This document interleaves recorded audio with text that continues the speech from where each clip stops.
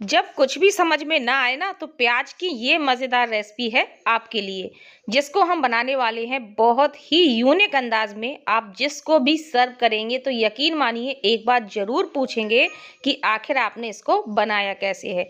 उंगलियां क्या प्लेट तक चाट चाट के खाएंगे जब ये प्याज की मज़ेदार रेसिपी आप घर पर ही बनाएंगे। तो चलिए देरी किस बात की, शुरू करते हैं आज की स्पेशल प्याज की रेसिपी। तो इस रेसिपी को बनाने के लिए यहाँ पर मैंने कुछ प्याज ले ली है, लेकिन प्याज लेते समय आपको एक चीज़ का ध्यान रखना है कि प्याज आपको मीडियम साइज़ की लेनी है। तो यहाँ पर हमने दो तरह की प्याज ली है, एक तो हमने मीडियम साइज़ की 5 प्याज ली है और दो हमने छोटे साइज़ की ले ली है। तो सबसे पहले हम प्याज को छील लेते हैं। छीलते समय एक चीज़ का ध्यान रखना है, ऊपर का जो डंठल वाला पोर्शन है ना, उसको आपको अलग नहीं करना है पूरी तरीके से।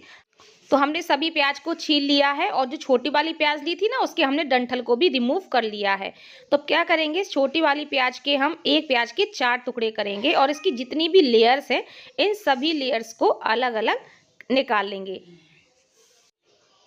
तो हमने दोनों ही प्याज की लेयर्स को अलग अलग कर लिया है। अब इसको हम अलग प्लेट में निकाल लेते हैं और इसको हम साइड में रख देते हैं। अब हम लेंगे अपनी मीडियम वाली प्याज। तो एक प्याज को हम किसी भी सरफेस पर रखेंगे और एक हम शार्प चाकू ले लेंगे और इससे कट्स लगाएंगे। ध्यान से देख लीजिए, कट्स आपको थोड़ी थोड़ी दूरी पर लगाना है। ये जो दूरी है ना, बहुत ज़्यादा भी नहीं होनी चाहिए और बहुत ज़्यादा पास में भी नहीं होनी चाहिए। ध्यान से देख लीजिए मैं कितनी दूरी पर ये कट्स लगा रही हूँ। तो जितने आसानी से लग जाते हैं उतने आपको लगाने हैं।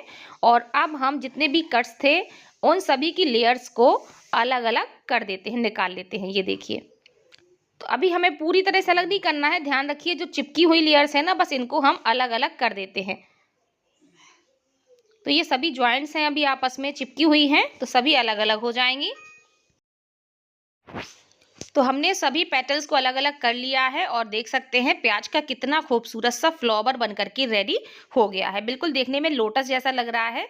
तो इसी तरह से हमें सारी प्याज के फ्लावर्स बना करके तैयार करने हैं। तो हल्का सा आपको हाथों से इन पेटल्स को अलग अलग करना है ताकि ये बिल्कुल अलग अलग रहें और फ्लावर के शेप में नजर आए।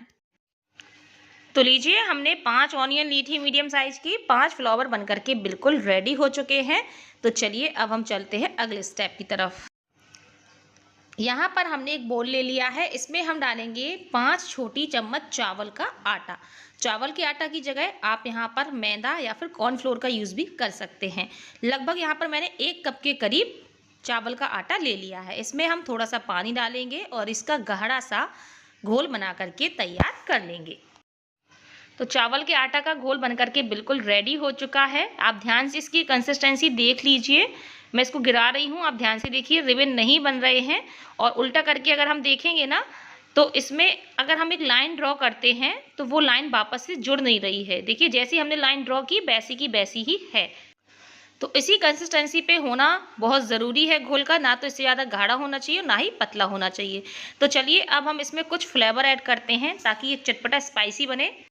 तो आधा चम्मच इसमें हम डालेंगे ऑरिगेनो। आपके पास कोई पिज़्ज़ा सीजनिंग हो आप वो भी डाल सकते हैं, इससे चटपटा फ्लेवर आएगा। वो ना हो तो आप यहाँ पर थोड़ा सा चाट मसाला डाल दीजिएगा। क्यों डाल रहे हैं अभी मैं आपको बताती हूँ आगे। थोड़े से हमने रेड चिली फ्लेक्स डाल दिया है और स्वादानुसार नमक ऐड कर दिया है। सभी चीज़ों को अच्छे से हम मिक्सअप कर लेते हैं। अब यहाँ पर अलग एक बोल में हमने ले लिया है सूखा चावल का आटा। यहाँ पर भी आप मैदा का इस्तेमाल कर सकते हैं। अब हमने जो अपने ऑनियन का फ्लावर बना करके रखा हुआ था ना, एक फ्लावर को हम लेंगे और इस घोल में डालेंगे। स्पून की या हाथों की हेल्प से इसके ऊपर इस घोल को डालेंगे ताकि जितनी भी लेयर्स हैं उनके अंदर भी ये घोल अच्छे से प्रॉपरली पहुँच जाए। तो आप हाथों की हेल्प भी ले सकते हैं। तो हम क्या करेंगे, इसको इस तरह से उठाएंगे फ्लावर को और जो एक्स्ट्रा घोल है वो सारा हम नीचे गिरा देंगे। अब यहाँ पर हम हाथों की ही हेल्प ले रहे हैं। इस तरह से हम चावल के आटा को लेंगे और इसके ऊपर स्प्रिंकल करेंगे। तो घोल के ऊपर ये जो चावल का आटा है सूखा, ये अच्छे से चिपक जाएगा और इससे जो इसकी एक एक लेयर से बहुत ही क्रिस्पी बनेगी और खाने में बहुत ही ज़्यादा टेस्टी लगेगी। तो इसी तरह से हम सभी जगह इस आटा को अच्छे से स्प्रिंकल कर देते हैं। अब हम इस फ्लावर को उठा करके उल्टा करेंगे और थोड़ा सा हाथों से टैप कर देंगे ताकि जो एक्स्ट्रा सूखा आटा है वो निकल जाए। इसी तरह से हम सारे फ्लावर रेडी कर लेते हैं। तो यहाँ पर हमने कढ़ाई में तेल गरम होने के लिए रख दिया है। तेल अच्छे से गरम हो गया है। तो अब हम इसमें ये फ्लावर जो है इनको डालेंगे। तो यहाँ पर मैं पहली बार में सिर्फ एक ही फ्लावर डाल रही हूँ। आप यहाँ पर 2 या 3 फ्लावर साथ में तल सकते हैं। तो बस फ्लावर डालने के बाद हम एक करछली की मदद से इसके ऊपर तेल डालेंगे ताकि ये ऊपर की तरफ हल्के से सिक जाएं और हम इसको पलटें तो पलटते समय दिक्कत ना हो। तो हल्का हल्का सा बस तेल डालते जाएंगे। जब ये हल्का सा ऊपर की तरफ सिक जाएगा तो हम इसको पलट करके दूसरी साइड से भी बढ़िया से तलेंगे। फ्लेम आप मीडियम रखें तलते समय, इससे ये बहुत ही ज़्यादा क्रिस्पी बनेंगे सारे के सारे फ्लावर। तो नीचे की तरफ भी हमने इनको तल लिया है। तो चलिए अब हम इसको पलट लेते हैं। तो नीचे की तरफ भी ये बहुत अच्छे से सिक चुका है। हल्की सी इसमें गोल्डननेस आपको नज़र आ रही होगी, जो कि इंडिकेशन है कि ये जो फ्लावर है बहुत ही ज़्यादा क्रिस्पी हो चुका है। तो अब हम इसको निकाल लेते हैं। तो देख सकते हैं जो प्याज का फ्लावर था कितना बढ़िया लग रहा है देखने में और बहुत ही क्रिस्पी भी बना है। एक एक लेयर्स आपको इसकी नज़र आ रही होंगी। तो अब की बार मैं आपको इसमें 2 फ्लावर एक साथ डाल करके दिखाऊंगी। आप 2 या 3 भी डाल सकते हैं, लेकिन अपनी कढ़ाई के हिसाब से डालिएगा कि आपने कितना तेल कढ़ाई में डाला हुआ है। तो हमने 2 फ्लावर डाल दिए हैं। सेम प्रोसेस में एक करछली की मदद से हम तेल को इसके ऊपर डालेंगे ताकि सारी लेयर्स जो है वो अलग अलग हो जाएं और बहुत ही अच्छे से अपनी जगह पर क्रिस्पी हो जाएं।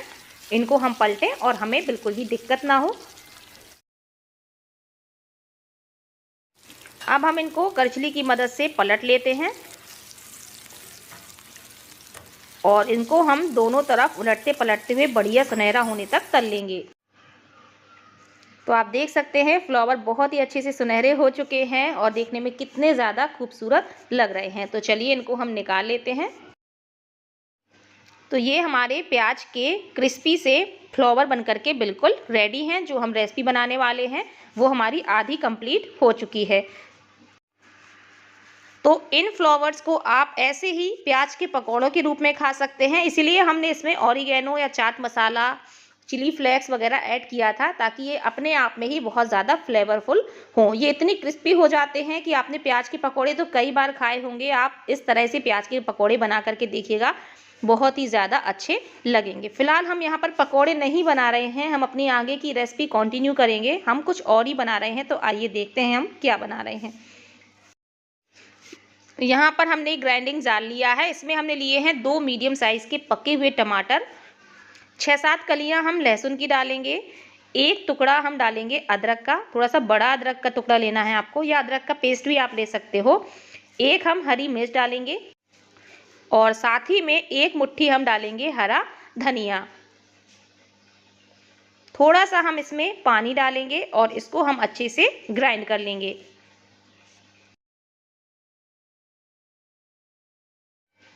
हमने इसको अच्छे से पीस लिया है। थोड़ा सा आपको ग्रीन सा कलर दिख रहा होगा, वो हरे धनिया की वजह से। तो इसको हम एक बोल में निकाल लेते हैं। अब यहाँ पर हमने एक छोटा सा भगोना ले लिया है। इसमें हम डालेंगे 2 छोटी चम्मच के करीब साबुत धनिया, यानी कि धनिया के बीज भी आप बोल सकते हो। यहाँ पर हमने ली हैं 6-7 लाल साबुत मिर्चें। इनके डंठल को अलग करेंगे और सभी मिर्च को हम 2-2 टुकड़ों में तोड़ करके इसी भगोने में डाल देंगे। अब हम इसमें डालेंगे 1 कप के लगभग पानी और इसको हम गैस में उबलने के लिए रख देंगे। जैसे ही ये दोनों चीज़ें अच्छे से उबलने लगें और मिर्च एकदम सॉफ्ट पड़ जाएं तो हम गैस को बंद कर देंगे और इनको हम ठंडा होने देंगे। इस तरह उबालने से मिर्च बहुत ही ज़्यादा अच्छा कलर देती है। ठंडा होने के बाद इन दोनों ही चीज़ों को पानी समेत हम ग्राइंडिंग जार में डालेंगे। अगर पानी बहुत ज़्यादा लिया है तो आपको पानी अलग करना होगा थोड़ा बहुत। अब दोनों ही चीज़ों को हम अच्छे से पीस लेते हैं। तो लीजिए हमने इनको पीस लिया है और आप देख सकते हैं जो मसाले का कलर है कितना ज़्यादा लाल आया है। वो इसीलिए आया है कि हमने मिर्च को अच्छे से उबाल दिया था। उबलने की वजह से मिर्च बहुत अच्छा कलर छोड़ती है। तो बस इसको हम साइड में रख लेते हैं। अब हम चलते हैं गैस की तरफ। यहाँ पर हमने कढ़ाई ले ली है और जिस तेल में हमने अपने फ्लावर तले थे ना, वो तेल ज़्यादा था तो उसको हमने निकाल दिया है और लगभग 1 बड़ा चम्मच के करीब तेल ले लिया है। इसमें हम 1/4 चम्मच जीरा डालेंगे और हमने जो प्याज की पेटल्स बना करके रखी हुई थी ना, अलग अलग लेयर्स, इन लेयर्स को हम डालेंगे और लाइट गोल्डन होने तक बढ़िया से फ्राई करेंगे। यहाँ पर हमें प्याज को बारीक बारीक काट के नहीं लेना है, इसी तरह से पेटल्स के फॉर्म में ही लेना है। प्याज का कलर आप देख सकते हैं बढ़िया सुनहरा हो चुका है। तो अब हमने जो अपना मसाला पीस करके रखा हुआ था ना, इस मसाले को हम डाल देंगे।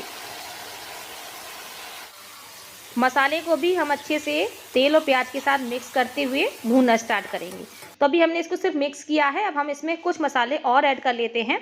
इसमें हम डालेंगे आधा चम्मच हल्दी पाउडर, 1/4 चम्मच डालेंगे गरम मसाला और आधा चम्मच इसमें हम डालेंगे कसूरी मेथी।